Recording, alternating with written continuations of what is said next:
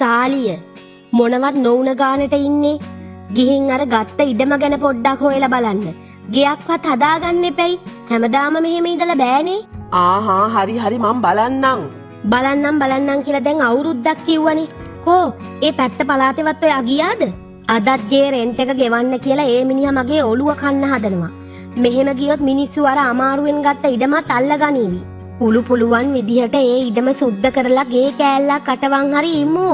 හැමදාම මෙහෙම රෙන්ට් එක දෙන මිනිහව පෝසත් කරන්නේ නැතුව.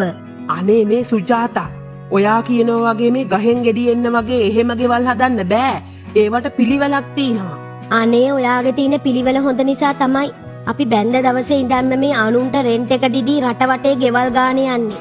ඉතින් සුජාතා එහෙමයි කියලා මේ කිසිම දෙයක් නැති ලෑලි ගෙදරකට යන්න බෑනේ. පොඩ්ඩක් පිළිවෙලක් තියෙන හොඳ ගෙදරක් හදමු. ඉවසගෙන ඉන්න. මේ ඉවසුව හොඳටම ඇති. හෙටම ගිහින් ඒ ඉඩම ගැන ටිකක් බලලා එමු.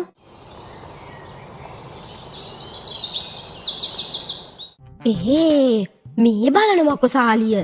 මුන්ගේ බූදලයක් වගේනේ මුන් හැසිරලා තියෙන්නේ. ඉඩමට ආවේ නැති ටිකට මේ මිනිස්සු ඉඩමේ වගා කරලත්නේ.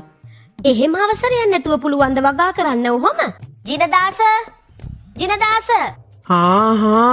අහල පහල මිනිස්සු එක්ක රණ්ඩුවට යන්න එපා. කවදා හරි මේ මිනිස්සුත් අපට ඕන වෙනවා. අනික මේ පලාකොලයක් වගා කරගෙන කෑවා කියලා ඉඩම දිය වෙන්නේ නෑනේ. ඉඩම මෙතන තමයි තියෙන්නේ. කවුරුත් උස්සගෙන යන්නේ නෑනේ. මේ මල්ලිලානේ. කාලෙකින් මොකද ඉඩම මතක් වෙලා? මං උන්නේ මේ ගැන අදහස අතෑරගෙනයි කියලයි. එහෙම කොහොමද අපේ දේවල් අතෑරලා දාන්නේ? මම මේ ඉඩම පාළුවට යන නිසා මේ පලාකොල ටිකක් වගා කරගත්තා. අපරාධෙනි මල්ලි. නිකන් තීන ඉඩමනේ. අපටම ආයි මේ තීන ටිකේ විතරයි ඒත් මං ඔය පලාකොල ටික හරි වැව්වේ. ඒකට කමක් නෑ අයියේ. කන බොන දේවල්නේ. වගා කරගත්තට මොකෝ? ඔය පලාකොල ටිකක්නේ. අනේ අම්මපා මිනියෝ තමුන්ට පිස්සු හැදීගෙනවත් එනවද? මේ Tamanගේ ඉඩම් වල අනුන්ට වගා කරන්න දෙන්නේ? ඕකුන් ඉඩම අල්ලගත්තොත් එහෙම උසාවි ගාන යන්න සල්ලි තියෙනවද මෙතන? හම්බෙන පිච්චියෙන් මේ කාලා බීලා හරි ඉන්නේ. ඕකුන් ඔය ඉඩම් අල්ලගත්තොත් ඒවටත් ගෙවපන්කෝ. කොහේ තියෙන සල්ලිද? අනේ සුජාතා මේ මිනිහෙක් පලාකුල ටිකක් වැව්වා කියලා ඒ මිනිහා ඒ ඉඩම අල්ලගත්තා කියලා හිතන්න එපා. ඒ જાතියේ මිනිහෙක් නෙවෙයි ජිනදාස කියන්නේ. ඔයා ඔය හැම දෙයකම වැරද්ද දකින්න එක නතර කරලා දාන්න සුජාතා. ඕක මානසික ලෙඩක්. ඕක පුරුද්දට ගියොත් කවදාවත් ඔයාට ඔයාගේ හොදක්වත් පේන්නේ නැතුව යාවි. ඔයා කොහොමද දන්නේ මට බැන බැන ඇනුම්පද කියන්න විතරයිනේ. මිනිහෝ ගෑනු දෙයන් නිකන් කට කහනවට කියන්නේ නෑ. දුරදිග බලලයි කියන්නේ. අනේ ඔයාගේ දුරදිග බැලිල්ල මගෙන් ඒ ගැන අහගන්න එපා. ඇති දැන් ඕක නවත්තන්න. නැත්තම් ඕක මහ රණ්ඩුවකින් ඉවර වෙන්නේ. දැන් මාස 6ක් වුණා. දැන් අර ඉඩමේ කැලෑව ඇති අඩියක්වත් යන්න බැරි වෙන්න. හෙට නිවාඩු එකේ ගිහින් ඒකේ කම්බි වැටක්වත් ගහන්නකෝ අනේ. මේක ඇස්සෙම රිංගගෙන ඉන්නේ නැතුව. අයියෝ අදත් පටන් ගත්තා. හරි. මල්ලි මොකද කාලෙකින් ඉඩම මතක් වුණාද? ඔව් අයියා අපේ ගෑණි මගේ ඔළුව කන්න හදනවා ඉඩමේ වල් පැලනෙල්ල වැට ගහලා එන්න කියලා. මම මේකට ආවේ. ගලවන්න වල් පැලලා නෑ ඉතින්. මෙන්න අයියේ ඔයාලටත් භාගයක්. මල්ලි කෙසෙල් කන කැපුවද? මම මේ ඉඩම නිකන් වල් වදින නිසා කෙසෙල් පැල 6-7ක් විතර දැම්මා. දැන් කෙසෙල් ගැන් බොහෝම මිලයි. මේ නිකන් තියෙන ඉඩමේ කෙසෙල් පැලයක් දාලා කීයක් හරි හොයාගත්තට මක් වෙනවද නේද? ඒකට කමක් නෑ අයියේ. කොහෙද? මම මේ අපේ ගෑණිට කොච්චරවත් කිව්වට අහන්නේ නෑනේ. ජිනදාස අයියා හොඳ මිනිහා ඒ ඉඩම එයාගේ වගේ හොඳට බලා ගන්නවයි කිව්වට ගෑනුනේ අයියේ. උන් එහෙම තමයි. උන්ටෝ තේරෙන්නේ නෑ. ඒකනම් ඇත්ත. මේ අපේ ගෑණි පේන්නේ නැද්ද? මල්ලි මේ මං ඉඩම සුද්ධ කරලා කෙසෙල් පැල තව 2-3ක් දැම්මට මල්ලිගේ අකමැත්තක් නෑනේ. අපෝ නෑ අයියේ. කමක් නෑ දාගන්න. කොහොමත් මම මේ ඉඩමේ ගෙයක් හදන්න කියලා බැලුවේ. ගෑණිගේ කරච්චලේ බං අයියේ. ගෙවල් හදන ඒවා මේ ගෑනු කියනවා වගේ ගහෙන් ගෙඩි එන්න වගේ හදන්න බෑනේ. හොඳ පැලෑන කෙනෙක් අල්ලලා ගේ ඩිසයින් එක හදන්න එපැයි. ඒවා එහෙම තමයි. හදනගේ ලකේට තියෙන්න ඕන. දැන් කවදා වගේද මල්ලි මේ වැඩේ පටන් ගන්න හිතාගෙන ඉන්නේ? අද හෙටම නම් බැරි වෙයි. මේ අවුරුද්දේ අග හරි කොහොම හරි වැඩේ පටන් ගන්න ඕන අයියේ. මට ඒ වෙද්දි මේ ඉඩම හිස් කරලා දුන්නොත් මට ඇති. හරි මල්ලි. ඒ වෙද්දි මම වැඩේ ඉවර කරලා තියන්නම්. ඔයාට කියන්න සුජාතා මං අද ඉඩමට යද්දි ජිනදාස අයියා ඉඩම සේරම වල් එලි කරලා ෂෝක් කෙසෙල් පැල් ටිකක් දාලා මේ හොඳ කෝලි කුට්ටු කැන මං ඉතින් ජිනදාස අයියටත් ඇවරි 4ක් දීලා ආවේ. හරි නෑනේ. ඒ මිනිහා වගා කරපු දේනේ.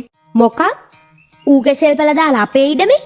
අනේ හැබෑට මිනිහෝ ඉඩම ඌ පාවිච්චි කරලා ඌම තියාගන්න ලෑස්ති වෙන්න කියලා තමුසෙට තේරෙන්නෙම නැද්ද? ආල ගෙඩියක් තරම්වත් මොළ ගෙඩියක් තියෙනවනම් ආයේ වගා කරන්න එපා කියලා එන්න බැරි වුණාද? අනේ හයියෝ මොලේ පාවිච්චි කරනවා. මොලේ තියෙන්නේ තමුසෙගේ ඔළුවේ පාළුවට නෙවෙයි. අනේ මේ ඔහේ මොනවද දන්නේ? ඔහේ කටවහන් ඉන්නවා. ජිනදාස අයියා ගැන මම හොදටම දන්නවා. නිකන් තීන ඉඩ මේ මිනිහා කෙසෙල් පැලයක් හිටවන් අතට පිච්චියක් හරි ගත්තම මක් වෙනවද? ඔච්චර අනුන්ට හූල්ලන්න එපා සුජාතා. ඒ මිනිහා සේරම ඉඩම සුද්ධ කරලා මේ අවුරුද්දේ මං ගේ හදද්දි ඉඩම හිස් කරලා දෙන්නම් කිව්වා. හැමදේම ඇදේ විතරක්ම බලන්න පුරුදු වෙන්න එපා. මේක දිගටම කරන්න මට බෑ.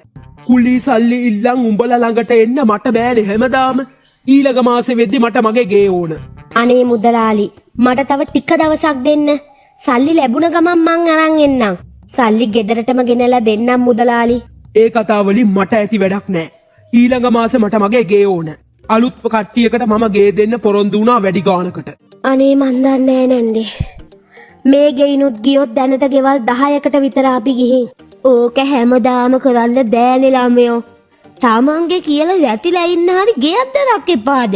රාන්දු සරුවල් කරලා හරි ගෙදර එක්කෙනාව උනන්දු කරලා ගන්න. නැත්තම් ඔය කූලියට දෙන සල්ලි අපරාදේ. මම කට කැඩෙනකම්ම කිව්වා නැන්දේ. මං කියන දෙයක් ඒ මිනිහා අහන්නේ නෑනේ. ඒක ඉතින් ඔය ළමයාගේ වැඩක්. අල්ලපු ගෙදර ගෑණි ඇවිල්ලා තමන්ගේ මිනිහව ශක්තිමත් කරන්නේ නෑනේ. ඒක දැනගන්න ඕනේ තමන්ගේ ගෙදර ගෑණි. ඔය ළමයා ටික තදින් ඉන්න. එතකොට හරි. මේ මුදලාලි අදත් කුලී සල්ලි ඇහුවා. මේගේ ඊළඟ මාසේ ඕනමයි කියලාත් කිව්වේ. කට්ටියකට පොරොන්දු වුණාලු. ඉන්නකෝ තව ටිකක් ඉවසගෙන මං අර ඉඩම ගේ හදන්න පටන් ගන්න ඉන්නේ. අනේ උගේ ගේ උට තියාගන්න කියලා අපි යමු. මම ලෝන් එකකුත් ගත්තා. ගේ හදනකන් එතකන් ඉන්න කුලියට ගයක් ගමු. අරන් අපේ ඉඩම අපි ගයක් හදාගමු හෙමීට. මල්ලි දැන් හෙටද ප්ලෑන් එක හදන්න ඉන්නේ. ඔව් අයියේ. ඊළඟ සතියේ ගේ වැඩේ පටන් ගන්න ඕන. අයියේ ඒ නිසා මේ කෙසෙල් වගාව දැන් අයින් කරගත්තොත් හොඳයි. මං ඒක කරන්න මල්ලි ඒ ගැන හිතන්න එපා. ඒක නෙවෙයි මල්ලි. මන් දන්න හොඳ ප්ලෑන කෙනෙක් ඉන්නවා මේ ළඟ. ගිහින් හම්බ වෙලා අපේ කාරණාව කියමු. මිනිහා හරි සාධාරණ මිනිස්සයා. අඩුවට වැඩේ කරලා දෙයි. හෙට ඔප්පුවත් අරන් යමුකෝ. එහෙමද? යමු මං එන්නම්. මං ඒ ඉඩමේ අවුරුදු 5ක් තිස්සේ වගා කරන්නේ. ඒකේ අයිතිය මටත් තියෙනවා. ඒ වුණාට අයියේ මේක වැරදි වැඩක්. ඒ මිනිහා මේ හිත හොඳ කමට ඉඩම වගා කරන්න දුන්නට ඔහොම කරන එක හරි නෑ නේද? හරි නැද්ද ඇද්ද කියන එක ඒක මම බලා ගන්න. උඹට ඒක වැඩක් නෑනේ. මල්ලි මේ උඹ ලෝය කෙනෙක් නිසායි මම මේ කාරණාව උඹටම කිව්වේ. නැතුව මේ මට වෙන ලෝයලාවක් නැතුව නෙවෙයි. අපි මෙහෙම කරමු.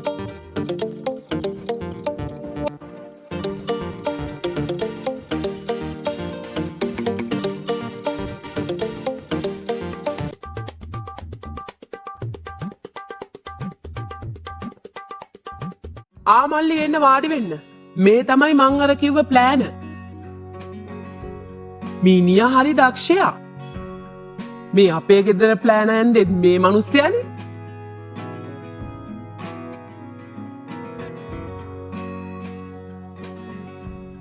මල්ලි මොකද කියන්නේ? ප්ලෑන අදින ගමන් පොඩි ෂොට් දෙක තුනක් ගමුද? මල්ලි මේ අපිට මේ ටේබල් එකක් හදන්න. තව ගනින්. මේක මේ ටිකක් දාගනි. තව ගනින් අද්ද විතරයි. ජිනදාසයි. මම මේගේ හැදුවොත් එතන මටයි උඹටයි හැමදාම සොමියේ ඉන්න පුළුවන්. උඹ මගේ එකා. ඒව පස්සේ බලාගත හැ. දැන් යමන් අතන්ට යමන්. ඔය ඔට කෙලින්වත් ඉන්න බෑනේ. යමන්. මල්ලි මෙන්න ප්ලෑන් එක. මේක උඹ බාරගත්තා කියලා මේ මෙතන අසනක් දාපන්. මෙන්න මෙතන බං මෙතන. මොකද මිනිහා මේ කනබදයා වගේ බීගෙන ගිය වැඩේ කරන් ආවද? ඔන්න සුජාතා සේරම හරි. ගෙන්න ගෙදර ප්ලෑන් එක.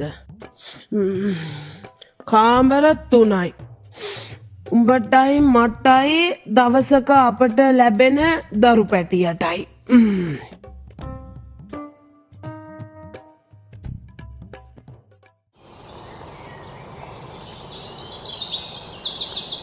මොකද්ද බංජෙන් දාස අයියේ මේක තේරුම? කෝබන් කෙසෙල් ගහක්වත් ගලවගෙන නෑනේ. කොහොමද බං මේ වගේ වැඩ කරන්නේ? ඔබ පොරොන්දු වුණානේ මට මේක හිස් කරලා දෙනවෙන් කියලා ගයක් හදන්න. මම මොකටද බං මගේ ඉඩම් වල තියෙන ගස් ගලවන්නේ? මෙච්චර මහන්සියෙන් හැදුවේ උඹ කියන වෙලාවට ගස් ටික ගලවලා දාන්නද? මං උඹට එක බින් අඟලක් දෙන්නේ නෑ. උඹට පුළුවන් දෙයක් උඹ කරපන්. එහෙමද? උඹ එහෙමද? උඹ එහෙනම් මටත් වල කැපුවා. හරි බලාගමු. මං යනවා යකෝ පොලිසි. යකෝ මගේ ඉඩමේ වගා කරලා දැන් මගේ ඉඩමටම මටම එන්න බෑ. එක බත් පතේ කාපු එකාට පැහැරුවා.